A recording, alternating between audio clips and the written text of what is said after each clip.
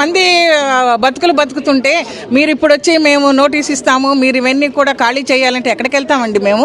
పిల్లా జల్లలతో పిల్లలు school time, పరీక్షల టైము, ఎంత కష్టపడి పైసా కూడా కట్టుకొని మేము ఇక్కడ బిల్డింగులు కొనుక్కుంటే మీ ఇష్ట ప్రకారం మీరు చేస్తే ఎట్లాగండి? ఇది ఎక్కడ అన్యాయం అసలు?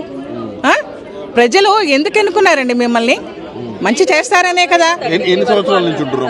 మేము 10 సంవత్సరాల నుంచి ఉంటున్నామండి ఇక్కడ. 10 సంవత్సరాల్లో ఎప్పుడన్నా ఈ పరిస్థితి చూసినారు? ఎప్పుడూ లేదు అసలు, ఏ ప్రభుత్వంలోనూ లేదు. ఈ ప్రభుత్వంలోనే మాకు వచ్చింది అసలు. ఏ ప్రభుత్వం కూడా మమ్మల్ని చక్కగా హ్యాపీగానే ఉంచారే. మీరేంటి ఇలా చేయటం? ఇది ఎక్కడ అన్యాయం చెప్పండి అసలు? మీరు కట్టుకోండి, మూసిని మీరు శుభ్రం చేసుకోండి, మీ ఇష్టం వచ్చినట్టు వినోద స్థలంగా చేసుకోండి.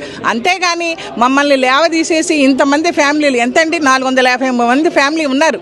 వీళ్ళ ఎక్కడికి వెళ్ళాలి మేమందరం? ఏమైనా ఊరికనే వస్తే మేమైనా కట్టుకున్నామా?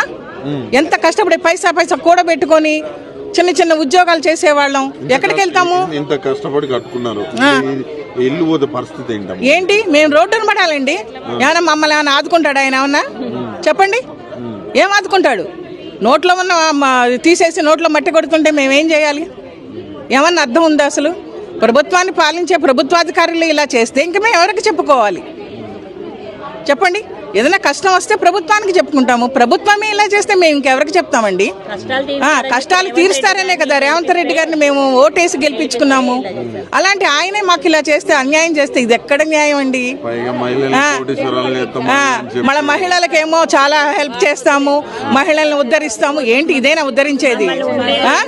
ఎంతమంది వృద్ధులు ఉన్నారండి ఇక్కడ, అందరినీ కూడా మీరు ఇలా చేస్తే ఇది ఎక్కడ న్యాయం? ఎక్కడికి పోవాలండి? ఇంతమంది మేము ఎక్కడికి వెళ్ళాలి? దారుణంగానా? ఇది ఎక్కడ విడ్డూరం అండి? చాలా చాలా అసలు అందరికీ కూడా అసలు నిద్ర పట్టడం లేదు, స్థిమితం లేదు. పెద్దవాళ్ళకైతే అసలు పాపం చాలా ఇదిగా ఇచ్చేసుకుంటున్నారు. అయ్యో మేము ఎక్కడికి వెళ్ళిపోతామని ఒకళ్ళ కళ్ళ ఉన్న నీరు కారుస్తున్నారు.